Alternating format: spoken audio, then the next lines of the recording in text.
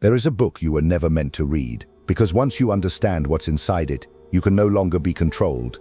Most people hear that sentence and assume the forbidden text is something occult, mystical, or ancient.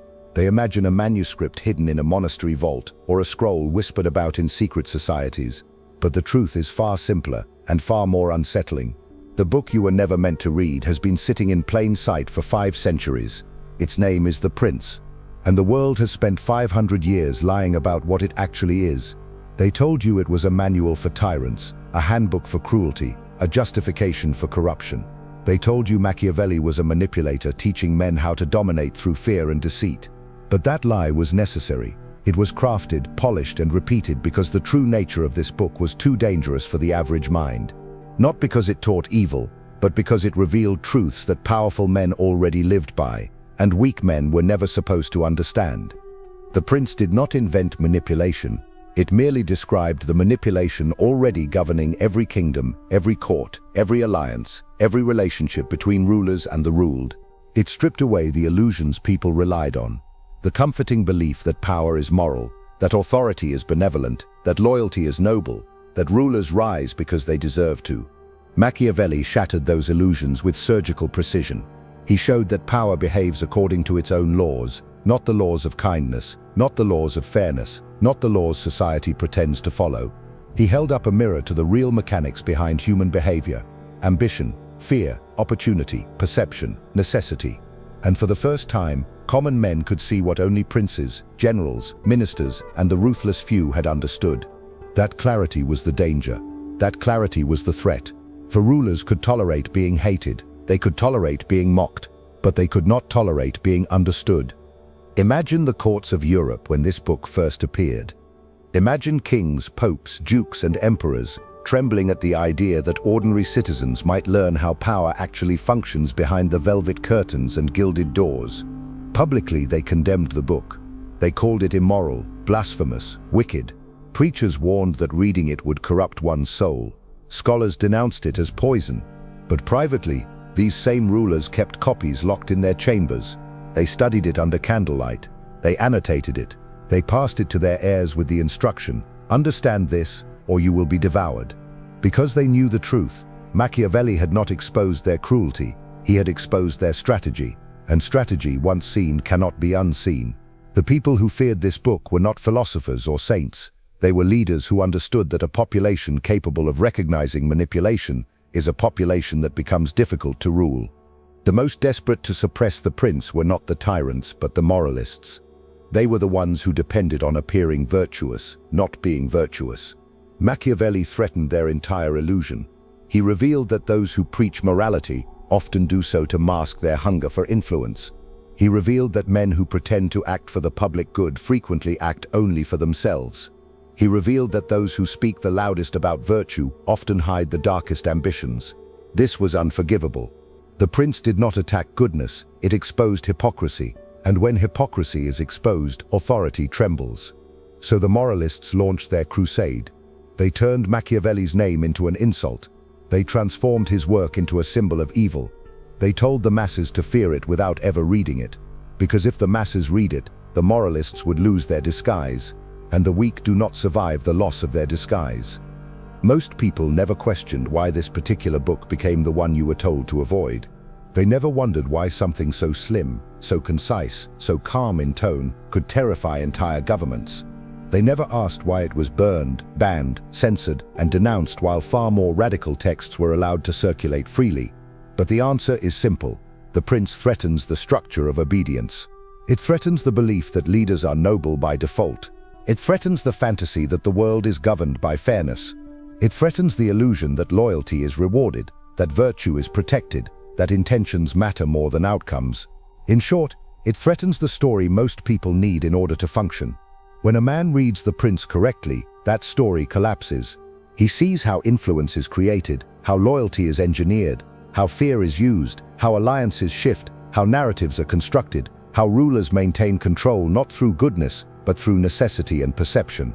And once he sees that, he cannot unsee it. This is the first forbidden revelation.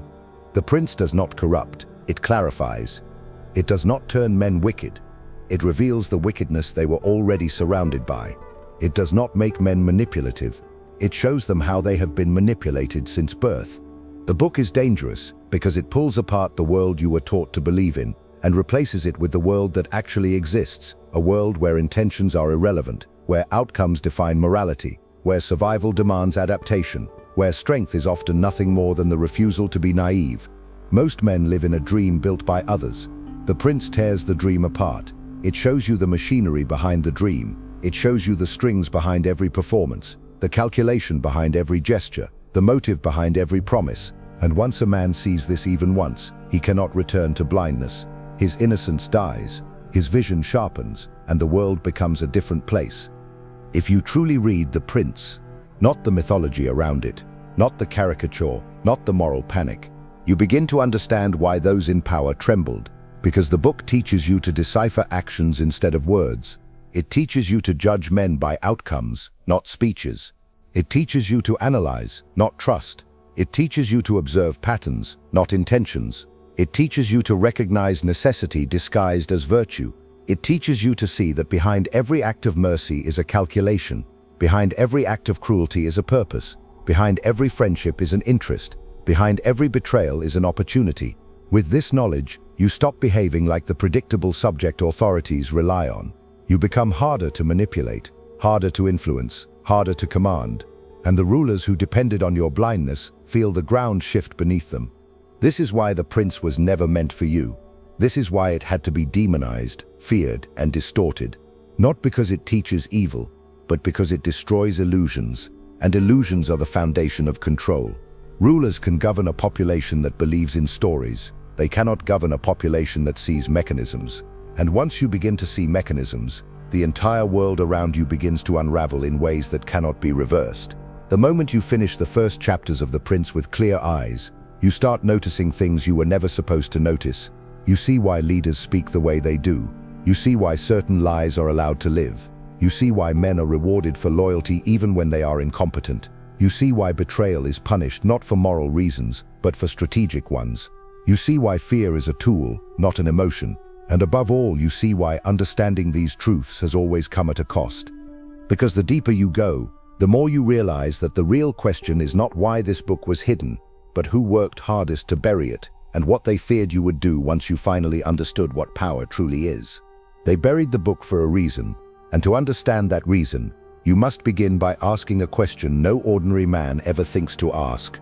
Who loses the most when the population understands power? Not the tyrant. He has the armies, the prisons, the iron, not the criminal. He already moves in shadows. Not the philosopher. He trades in abstractions. The ones who lose the most are the rulers who depend on appearing righteous, gentle, benevolent. The rulers who need to be seen as protectors rather than predators. The rulers whose power survives only if the people believe that leadership and morality are always aligned. And so part 2 begins with an uncomfortable truth. The men who worked hardest to bury this book were the men whose authority rested on lies. They were not cruel men, they were frightened men. Because nothing terrifies a ruler more than a subject who can see behind the curtain. The first great enemy of the Prince was the Church, not because Machiavelli attacked faith, but because he revealed that even holy institutions rely on the same mechanics of power as any worldly throne. He showed that fear, spectacle, narrative and discipline govern religious authority just as they govern political power. This was intolerable. To admit such a thing would collapse the illusion that the Church's influence was divine. Theologians condemned the book as heresy while secretly reading it cover to cover. Cardinals demonized Machiavelli's ideas while incorporating his insights into their diplomatic strategies. Popes banned the text while quietly ensuring their heirs understood it. Hypocrisy has always been the price of maintaining an illusion, and nowhere was the illusion more sacred than in institutions that claimed moral superiority. The Prince threatened that superiority simply by naming the tools they used. But the Church was only the first.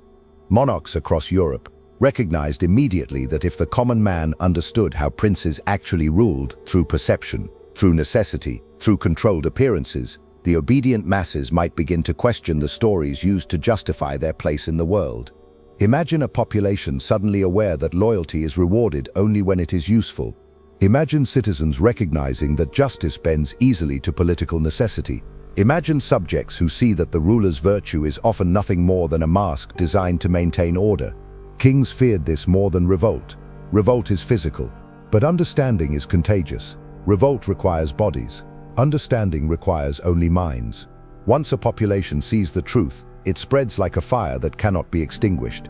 Kings launched crusades of censorship, not because they believed the book was evil, but because they feared a population that could decipher their intentions. The courts of France, Spain, and the Holy Roman Empire went to extraordinary lengths to poison Machiavelli's name. They painted him as a corrupter of youth, a servant of devils, a man without conscience. Yet the same rulers passed around hidden copies of The Prince, each edition stained with the thumbprints of the very kings who denounced it. The contradiction is the key. Publicly they needed Machiavelli to be a monster. Privately they needed him to be a teacher. This is the duality of power. What strengthens the ruler must be hidden from the ruled. And The Prince was strength in its purest form, not because it offered cruelty, but because it offered clarity. A ruler who sees clearly cannot be manipulated. A ruler who sees clearly cannot be destroyed by illusions, but a subject who sees clearly becomes dangerous. And so the rulers made their choice. They would teach this book to their princes and bury it from their people. The next enemy of the prince was the intellectual class. Not because they disagreed with Machiavelli, but because they recognized that if his worldview became widely understood, their authority as moral interpreters would collapse. Intellectuals thrive on moral ambiguity. They thrive on complexity. They thrive on convincing the population that only scholars can understand the nature of justice, ethics, and governance. The prince stripped all of this away. It made power simple. It made strategy visible. It made human nature predictable. Machiavelli robbed the scholars of their mystique. He made the secrets of rulers accessible to anyone willing to observe human behavior without emotional distortion. For intellectuals whose careers depended on the illusion of philosophical superiority, this was unforgivable. So they rewrote him. They misinterpreted him.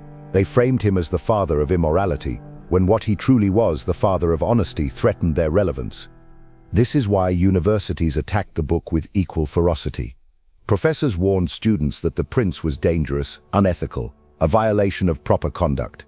But universities, like kingdoms, cling to illusions for survival. They needed students to believe that power is a moral construct governed by theories. Machiavelli proved that power is a practical construct governed by necessity. He showed that rulers act not according to moral instruction, but according to strategic advantage. This stripped the academy of its idealism, and idealism is the currency scholars trade in. So The Prince became the book students were discouraged from reading but secretly drawn to. It became the forbidden text young minds encountered in dim dorm rooms at 2 in the morning, discovering for the first time that everything they had been taught about leadership was incomplete, softened, sanitized. But the greatest enemy of The Prince was not the church, not kings, not intellectuals. The greatest enemy was the average man, not because he opposed the book, but because he feared what it would force him to confront, that his failures were not due to fate, but due to blindness. That loyalty is rarely rewarded, that goodness does not guarantee protection, that innocence is often exploited, that people act out of interest before morality, that survival requires strategy, not hope. The ordinary man preferred the comforting belief that the world is fair. Machiavelli showed him it is not. And when a man sees the world as it is, he must either adapt or break. Most chose to remain blind, so they labeled the book evil, not because it corrupted, but because it exposed. They preferred the safety of their illusions to the responsibility of clarity. That is why the suppression of The Prince succeeded for centuries. Not because rulers were powerful, but because the people were afraid of the truth. A population that fears truth will protect the very systems that exploit them. They will reject clarity in exchange for comfort.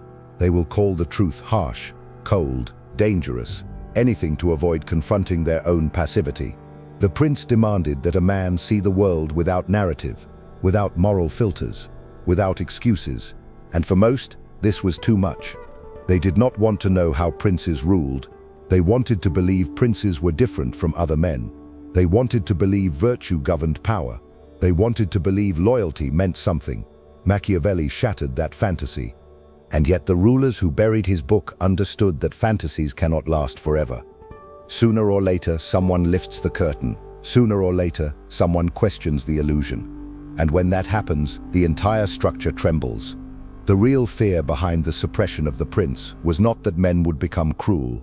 It was that men would stop being predictable, that men would stop obeying illusions, that men would start seeing the mechanics of influence the way rulers did. And once a man sees those mechanics, he is no longer ruled in the same way. Which leads to the next forbidden revelation, one the world worked even harder to hide than the book itself. The strategies Machiavelli encoded inside The Prince, that rulers never wanted the common mind to grasp. The methods that explain not what power is, but how it is built, maintained, weaponized, and defended by those who refuse to be dominated. And once you understand those strategies, the world around you will never look the same again. The true terror of The Prince does not lie in its reputation, nor in the myths that have grown around it, nor in the panic it triggered among rulers and moralists. Its real danger lies in what Machiavelli encoded inside it. Lessons so precise, so uncomfortably accurate, that even today most readers glide past them without understanding what they are actually looking at. They think the text is about cruelty. They think it is about tyranny. They think it is about political scheming. They miss the deeper layer. Machiavelli was not explaining how to be wicked. He was explaining how the world truly operates beneath every polite fiction. And once you see these strategies for what they are, you begin to notice them everywhere, in governments, in corporations, in relationships, in friendships, in every human exchange where power silently shapes behavior. The first of these encoded lessons is perhaps the most brutal. Perception is stronger than truth. Machiavelli wrote it gently, cautiously, wrapped in historical examples, but the message strikes with surgical precision. Men judge with their eyes. They respond to what they can see, not what is real. Rulers understood this instinctively. They built entire kingdoms on pageantry, symbolism, spectacle. They knew that truth is a fragile tool, but appearance is a weapon. The weak cling to honesty as if it guarantees victory. The strong understand that victory depends on shaping the story others believe. This idea disturbed moralists because it implied that the world rewards image over sincerity. But Machiavelli knew it would be far more dangerous to pretend otherwise. He warned that a man who ignores perception will be devoured by those who control it. And that is why rulers never wanted this insight widely understood. Because once a population sees the power of appearances, they begin to question the illusions that govern their loyalty. The second hidden strategy is even more unsettling. Loyalty is engineered, not owed. Machiavelli observed that men remain loyal only when it serves their interest. Rulers knew this. They carefully cultivated loyalty through incentives, fear, opportunity, or dependence. They did not rely on love or devotion. They relied on necessity. The prince taught that loyalty without benefit is fragile. A ruler who expects unwavering allegiance without providing structure will be betrayed the moment circumstances shift. This was the secret kings protected with violent zeal, that the loyalty they demanded was never moral, only transactional. If common men understood this to the point of seeing the pattern, they might question why they gave loyalty freely while receiving nothing in return. They might stop serving systems that consumed them. They might demand benefits equal to their obedience. And that alone was enough for rulers to bury Machiavelli under centuries of slander. The third encoded lesson is one that terrifies even modern minds. Fear is predictable, love is not. Machiavelli never glorified fear. He simply recognized its reliability. Human affection is fickle. It bends, it fades, it shifts with mood, with rumor, with misunderstanding. But fear produces consistent behavior when measured with restraint. He never advised cruelty, only clarity. Fear without hatred, discipline without sadism. This distinction horrified moralists because it revealed the mechanisms behind the world they pretended was guided by kindness. It exposed why rulers sometimes act harshly, not out of malice, but because necessity demands decisiveness. A population that understands this becomes harder to manipulate with emotional narratives. And so Machiavelli was condemned for pointing out something every ruler already knew, that predictable responses are the foundation of stability. The fourth strategy explains why betrayal is a constant force in human affairs. Necessity reshapes morality. Machiavelli realized that men act differently when survival is at stake. The same man who appears loyal, noble, principled, becomes opportunistic when circumstances shift. Not because he is evil, but because necessity rewrites his priorities. Rulers recognized this truth and planned accordingly. They did not judge men by their promises, but by the pressures that would eventually force their hand. This lesson, once understood by a common mind, becomes a weapon against illusions. It teaches a man to watch behavior under strain, not speeches spoken in calm waters. But rulers could not allow the masses to possess this insight.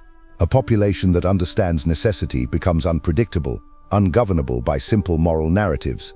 And so this idea, like the others, was buried under moral condemnation. Another hidden strategy lies in Machiavelli's treatment of kindness, a topic that reveals his true genius. He wrote that generosity, when excessive, leads to ruin, not because kindness is wrong, but because it creates expectation. Rulers understood that if they gave too much, the people would grow dependent, resentful, demanding.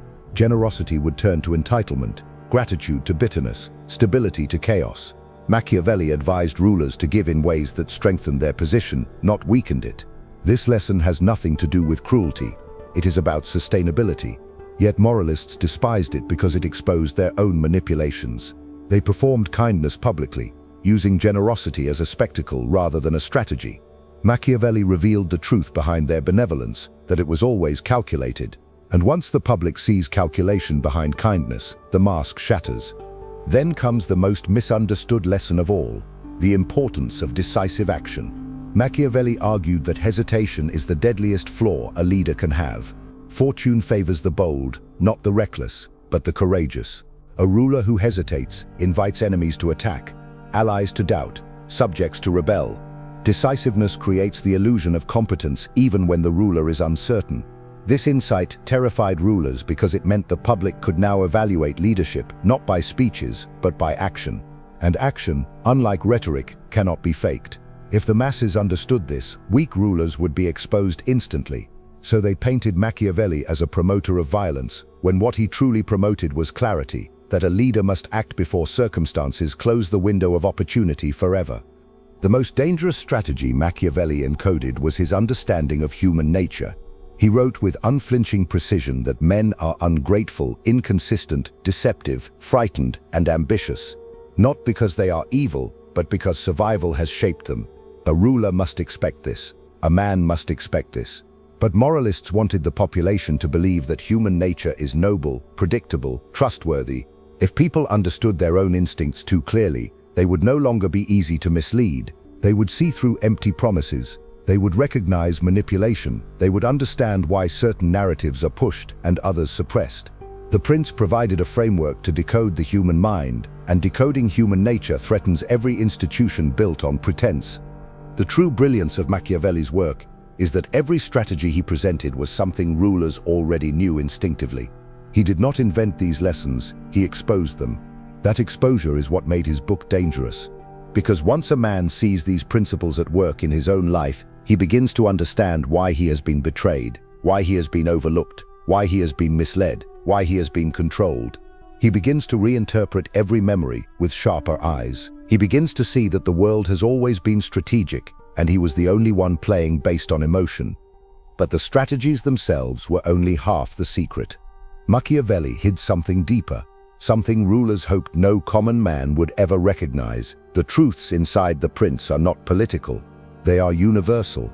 They apply not only to kingdoms, but to every domain where influence moves.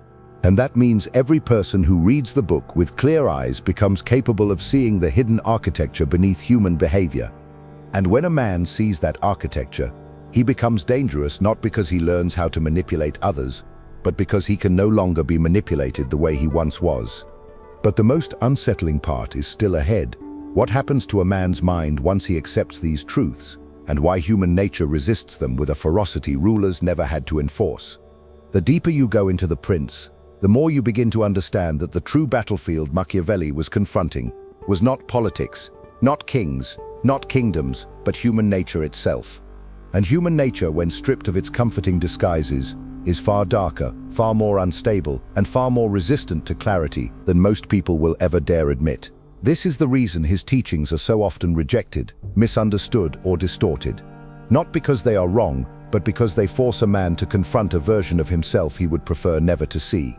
People imagine the book is feared because it exposes rulers. In truth, it is feared because it exposes everyone. Human nature resists these truths instinctively. It rebels against them, not through logic, but through emotion. The average man wants the world to be kinder than it is. He wants loyalty to be pure, generosity to be safe, trust to be rewarded. He wants intentions to matter more than outcomes. He wants morality to shape power instead of the reverse. These desires are not unreasonable, they are simply unaligned with reality. To see the world clearly requires a kind of emotional amputation, a cutting away of illusions that comfort but also weaken. Most men cannot endure this operation.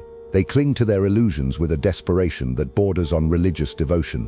And so when confronted with Machiavelli's clarity, they do not debate him, they recoil.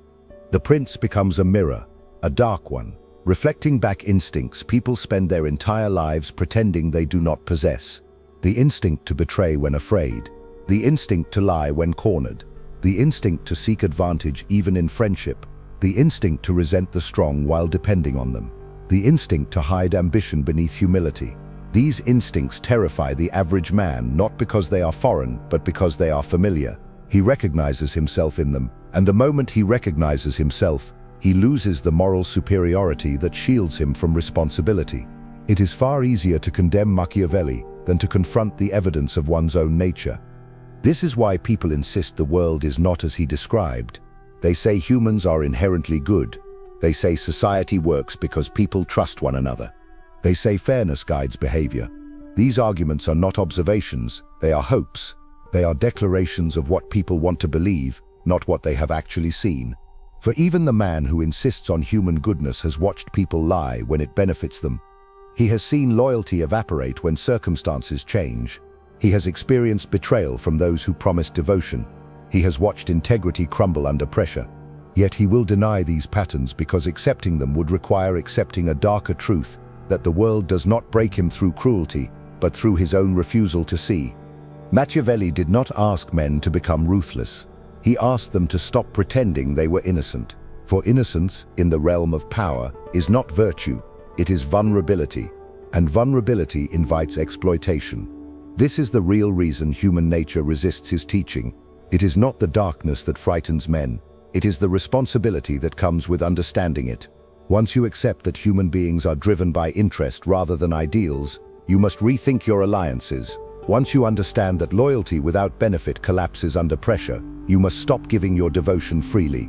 Once you see that people respect strength over sincerity, you must build strength instead of asking for fairness.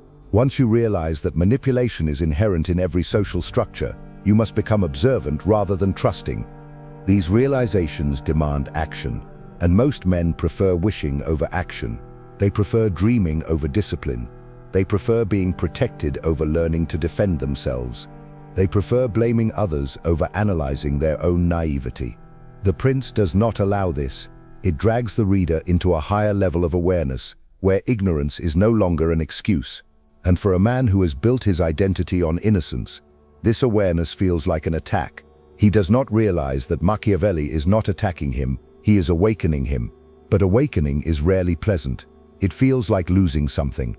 And what the awakened man loses first is the comforting belief that the world will spare him if he behaves well. Once a man truly absorbs Machiavelli's vision, he begins to notice the cruelty of his own expectations. He notices the times he offered trust and called it virtue. He notices how he handed power to those who did not earn it. He notices how he allowed himself to be manipulated because he wanted to be liked. He notices that his suffering often came not from the malice of others, but from his willingness to ignore reality. These realizations sting. They strip a man of excuses. They force him to confront that he has participated in his own defeat. This is what human nature hates above all, the idea that weakness is often self-created. And yet something remarkable happens to the man who continues reading, who refuses to retreat into illusion. At first, he feels disoriented. Then he feels exposed. Then he feels strangely alive. Because once illusions fall, a man begins to see the world with a clarity that feels almost violent in its intensity. He notices the motives behind every gesture. He notices the calculations behind every promise. He notices the shifting loyalties behind every friendship. He notices how people move when opportunity appears, how they shrink when danger rises, how they pretend to be guided by principles even while acting from fear or desire. This clarity is disturbing, but it is also liberating. For the first time, he stops expecting what the world cannot give. He stops demanding fairness from those who benefit from unfairness. He stops being shocked by betrayal and begins anticipating it. He stops giving power to those who cannot wield it. He stops looking for kindness in places where survival, not compassion, governs behavior. And in this shift, he becomes something more dangerous than powerful. He becomes unmanipulable. But human nature fights this transformation with everything it has. The man begins to feel guilty for seeing the world clearly. He wonders if he is becoming cynical. He wonders if he is becoming cold. He wonders if he is abandoning morality. He is not. He is abandoning naivety. And society has a habit of confusing naivety with virtue. This confusion is what keeps most people obedient. If innocence equals goodness, then awareness equals corruption. Rulers love this illusion. It keeps their subjects soft. The truth is far simpler. Seeing human nature as it is does not corrupt a man. It protects him. It does not make him cruel. It makes him prepared. It does not turn him into a tyrant. It prevents him from being ruled by tyrants disguised as saints. And once this vision sharpens, once the illusions begin to collapse, there is only one remaining question, the one Machiavelli forces every reader to confront. What happens to a man when he can no longer pretend? The answer reveals itself only after the mind has been stripped of comfort, and the final layers of self-deception fall away, because once the illusions die, a new kind of awakening begins, the kind that cannot be reversed and cannot be shared with those who still prefer blindness. When a man reaches the point where illusions no longer protect him, something irreversible begins. His mind does not simply understand Machiavelli's lessons, it reorganizes itself around them. This is the awakening rulers feared most. Not rebellion, not disobedience, not violence. Awareness. Awareness that cannot be shaken, cannot be soothed, cannot be undone by moral speeches or comforting narratives. Awareness that moves from the intellect into the bones. Because once a man sees the machinery of power, he begins to see his own life as part of that machinery. And this is where the transformation becomes dangerous. The prince stops being a book and becomes a lens through which everything is reinterpreted. The first shift is internal. A man begins to observe his past with new eyes, and what he sees unsettles him. He sees the patterns behind every betrayal he once thought was personal. He sees the weaknesses behind every failure he blamed on fate. He sees the opportunities he never recognized because he was taught to seek permission instead of leverage. He sees the people he trusted not for their character, but for their ability to soothe his fears. He sees that the loyalty he gave so freely had little to do with virtue and everything to do with his desire to be accepted. And he realizes, often with quiet disgust, that he moved through life not as a strategist, but as a believer, believing in promises, believing in appearances, believing in ideals that others weaponized against him. This clarity burns, but it carves something new. The awakened man begins to discard the emotional reactions that once governed him. He stops expecting justice from those who benefit from injustice. He stops assuming anyone would protect his interests better than he can. He stops interpreting cruelty as personal and begins seeing it as strategic. He stops feeling insulted when ignored and starts asking what leverage he lacked. These shifts are subtle at first, but they grow. The prince rewires his instincts. He begins to move with less hesitation, less apology, less dependence on the approval of others. He becomes, in a way he never imagined, harder to unsettle. Then comes the second shift. He begins to observe others with new precision. He notices motives before gestures. He notices fear disguised as humility. He notices ambition disguised as kindness. He notices how people change their tone when they want something. He notices how their loyalties shift depending on who holds advantage. He notices how their principles evaporate the moment those principles become inconvenient. This does not make him hateful, it makes him calm, because he no longer takes behavior at face value. He no longer falls into confusion when someone acts unpredictably.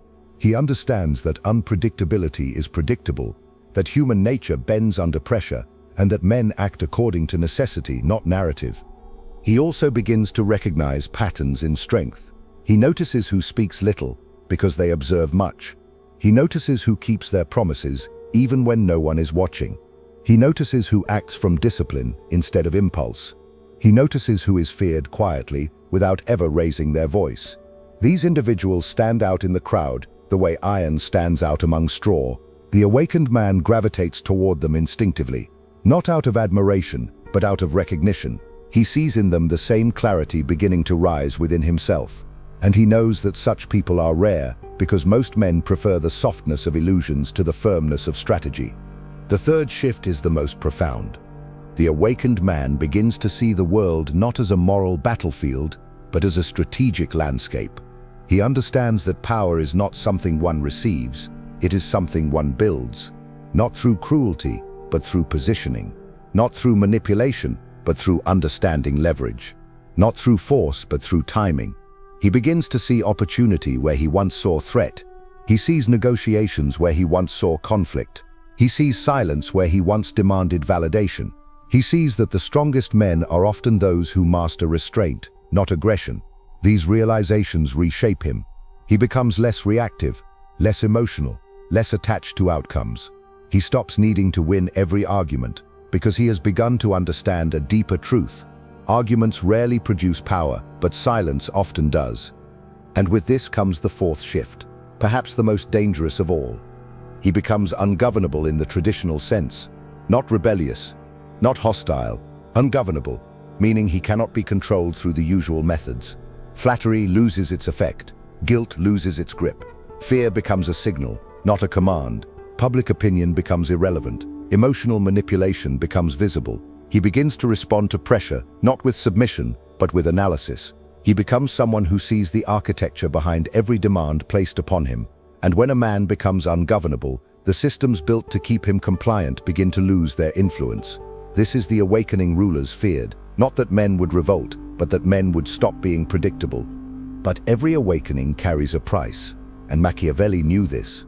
Once illusions die, a man cannot return to the comfort they once provided. He cannot laugh with people the way he used to, because he sees the intentions behind their laughter. He cannot trust promises the way he once did, because he recognizes the fragility of loyalty. He cannot admire power blindly, because he recognizes how often it is built on perception rather than substance. He becomes quieter, more observant, more deliberate. He begins to value solitude. He begins to guard his intentions. He begins to speak less about what he wants, not out of fear, but because he understands that desire revealed is leverage surrendered.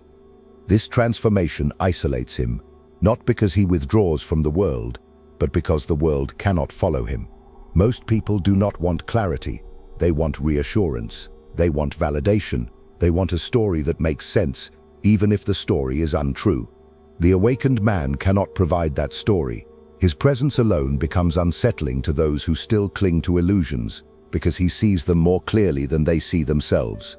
This creates distance, not hostility, distance.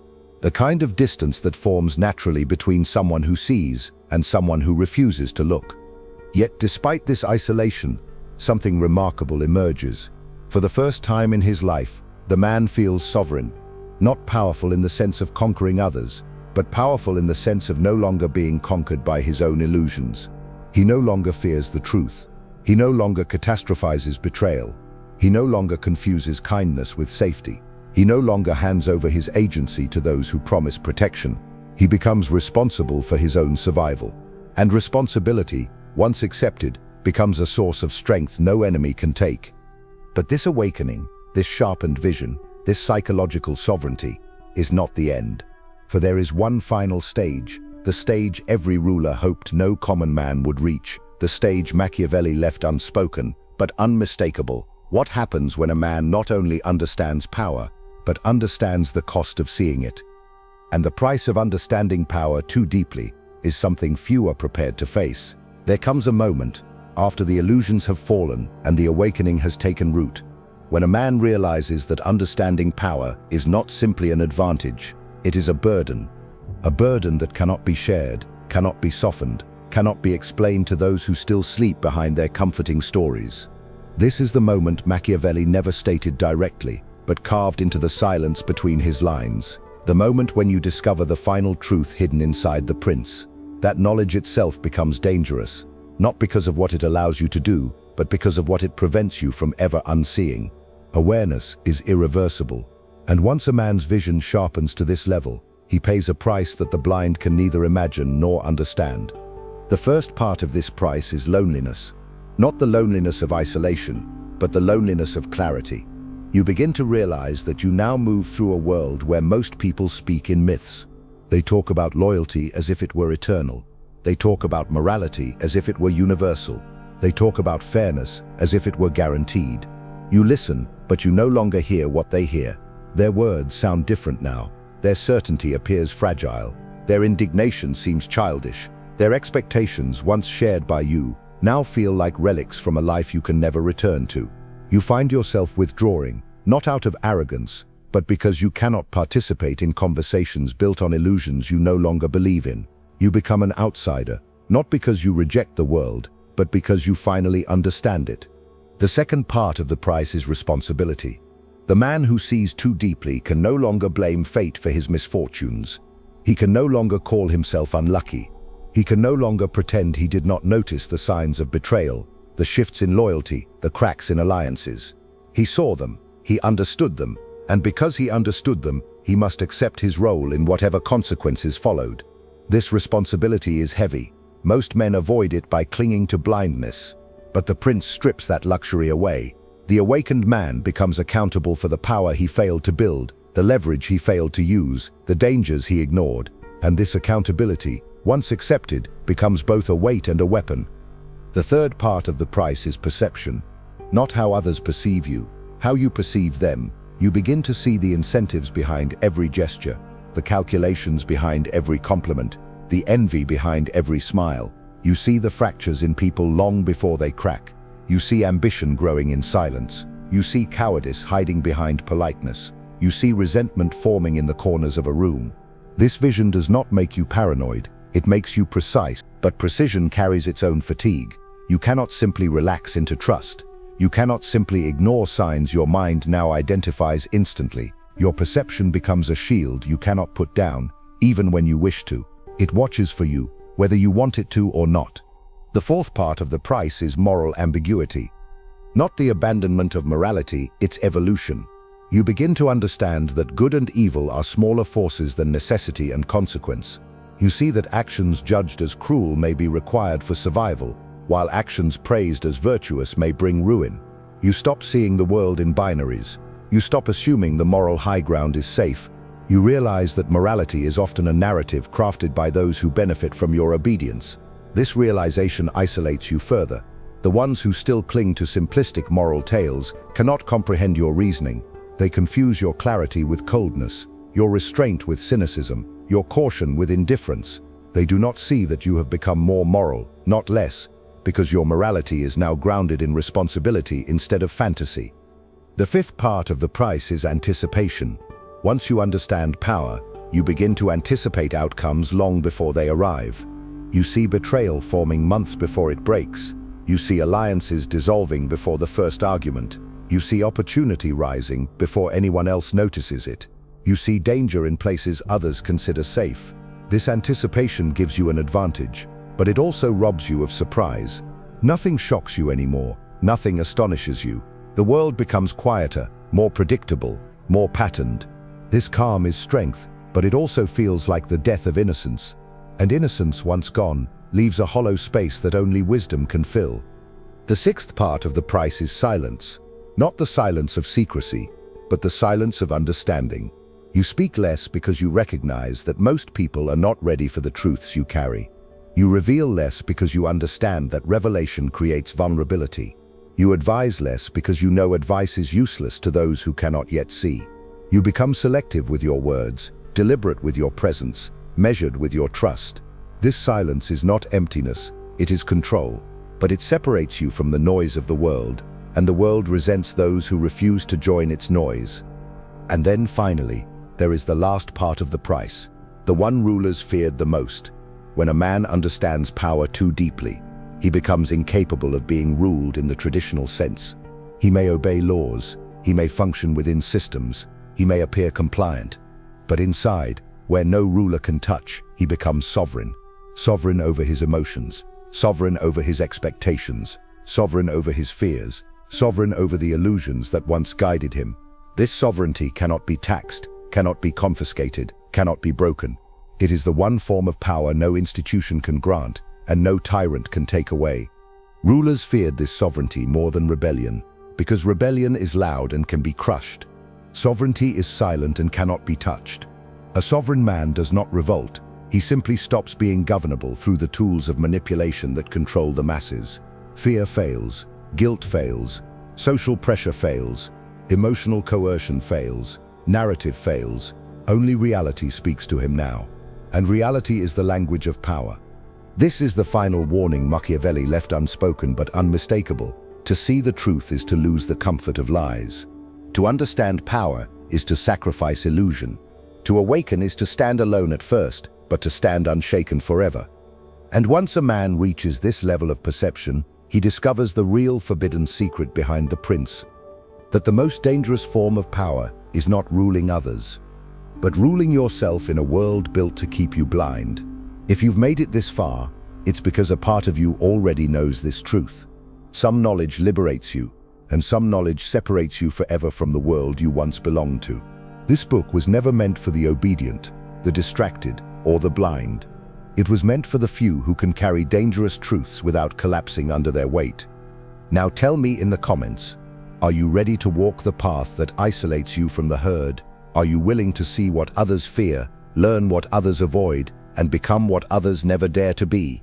If this message touched you, if it made sense, write in the comments, I am not meant for the herd. Let's see how many here are truly ready to handle forbidden knowledge. And don't forget, keep watching the next video. It's important, much more than you imagine. See you there.